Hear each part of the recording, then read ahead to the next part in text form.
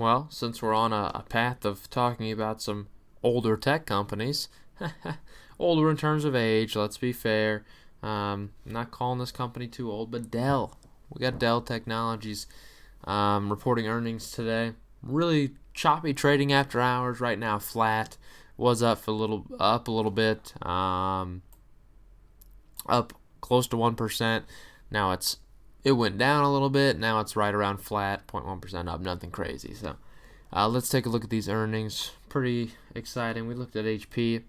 Not necessarily the same, company by any means, because Dell's got a lot more software incorporation, which is pretty big in this current environment. Obviously, you see software spending up pretty big. So we'll see what we got with these earnings.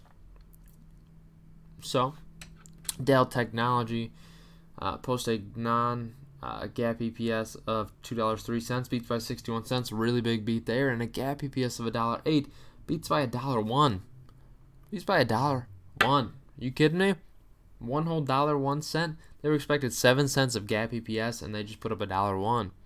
$1.01 beat, $1.08 total. Really good number. That's a really, really good number, and a really good beat. Revenue of $23.5 billion, up 3% year over year. Beats by $1.6 billion it's an incredible number. This is a company expected to decline revenue this quarter. They just posted a massive beat and saw a pretty decent increase. So pretty nice. Non-GAAP gross margin of 33% versus 33.1 consensus. Non-GAAP operating margin of 12 versus a 9.7 consensus, so good on that aspect as well. We'll look at the press release form real quick, as we like to do. They had a summary. We like to look at the summary. Record Client Solutions Group revenue of $12.3 billion, which is up 8%. So Client Solutions, pretty big on that aspect. And diluted EPS up 64%. 64% growth year over year in terms of diluted EPS. Really good. And operating income saw a 35% increase. Mid-pandemic, growing a operating income number by that much is quite significant. So you really like to see those kind of numbers. If we look at overall these charts here, as we like to highlight, overall total net revenue, 3% increases we saw for this quarter. Operating income saw a 35% increase. For the past 9 months has seen a 56% increase, pretty big. Net income as a whole grew 60% if you look year over year. But overall, if you look 9 months ending, it's actually shrank 58%. So they've had a pretty rough 2 first quarters of the year. This third quarter's been quite a good improvement, though, actually. EPS line as a whole has shrank 52% over last year's as well, if you're talking about from a 9 months ending perspective. So you do have to consider that. This quarter was a really big beat, but the full year, pretty rough for this one. Pretty rough. So as far as Client Solutions, record in terms of Client Solutions with an operating income of $1 billion. Really was the vast majority of their operating income was Client Solutions. So pretty cool in that aspect. The company saw continued demand for remote work, learning, and gaming solutions. Not a shocker. These are industries that are up massive.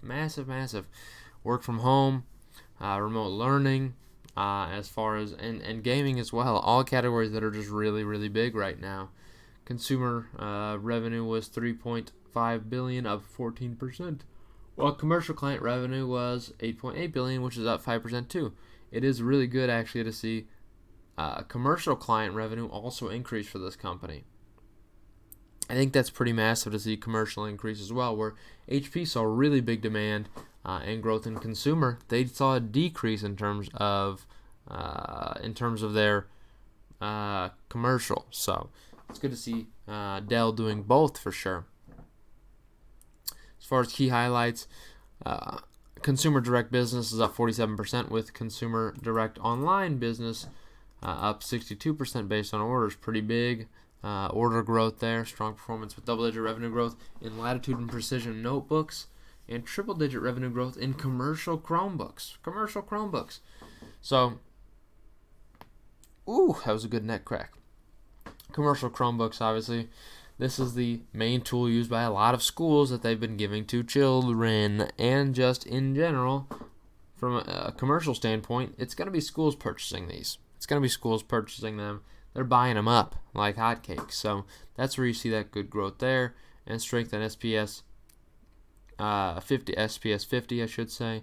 Good for protecting against sun. XPS premium line and gaming systems, including Alienware, with strong double-digit growth from both notebooks and desktops. So notebooks and desktops doing well. Desktops even saw growth. HP didn't see desktop growth, but Dell did. And gaming's pretty big too in that, because again, their Alienware segment is pretty big. I mean, it's their gaming focused segment, and as gaming really flourishes, people are spending money on gaming equipment, including gaming laptops. From an infrastructure solutions perspective, it was $8 billion, with consumers continuing to direct more spending towards remote work and business continuity solutions. Storage revenue was $3.9 billion, while servers and networking revenue was $4.2 billion.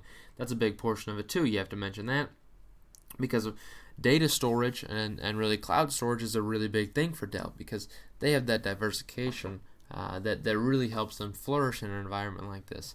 Some highlights: they launched the new HCI cloud storage and data protection integration in the latest VMware releases to help customers innovate across edge locations, data centers, and hybrid clouds. They continued strong demand for VxRail and PowerMax solutions, with double-digit orders growth in both for the third straight quarter. Really big stuff. PowerEdge servers, server orders up single digits sequentially.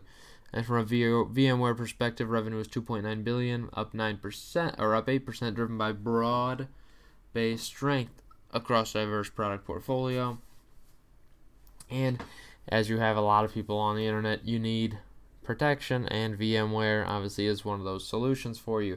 And this, I was gonna make a sponsor joke. It's not worth it. Come on now. This guy's not getting any sponsorships anytime soon. But let's look at this balance sheet, because that was really the major notes that they had for us. Balance sheet, 9 months, 9 months ending balance sheet here. Difference. Total current assets right now sitting at $38.6 billion, compares to $36.8 billion. Good growth of around $2 billion. Total assets in general of $118.9 compares to $118.8. Really no growth there. No movement at all. Total current liabilities of $50.3 compares to $52.4. So a decrease actually in liability, and total liabilities in general of $112 billion compared to $115 billion. So actually some really good movement in terms of stockholder equity. Went from $3.1 billion to $5.9. And I do think you need to question, what is the point of all this long-term debt? There's so much long-term debt on this company, it could be concerning. They've paid down a little bit of it, but there's a lot of long-term debt, and I don't think you can deny it. I don't find it a major concern. I do think I personally would like a stronger balance sheet in terms of the stockholder equity number, no doubt, especially at a company trading at a PE ratio. Again, 25 is not incredibly expensive for this company, but you'd expect to see a lot bigger growth if a company trading at 25 PE that's also seeing a relatively small balance sheet that's not doing much to us. The balance sheet's not small necessarily, but the equity on it's not necessarily the most quality balance sheet. So that's my concern on the matter. I don't think Dell's a bad company by any means, but I just question the valuation, obviously, at these levels. It's not too crazy, but again, still, you need to mention on the year it's up 34.5%. In a year in which they've seen an EPS decline of over 50%. So you do need to mention that, absolutely. So that's a concern for me. Overall, I can't give a major take on it. I don't think it's a buy right now. I think it's a buy closer to the $60 range. I just don't like the valuation currently. That's my bet, so don't hate me.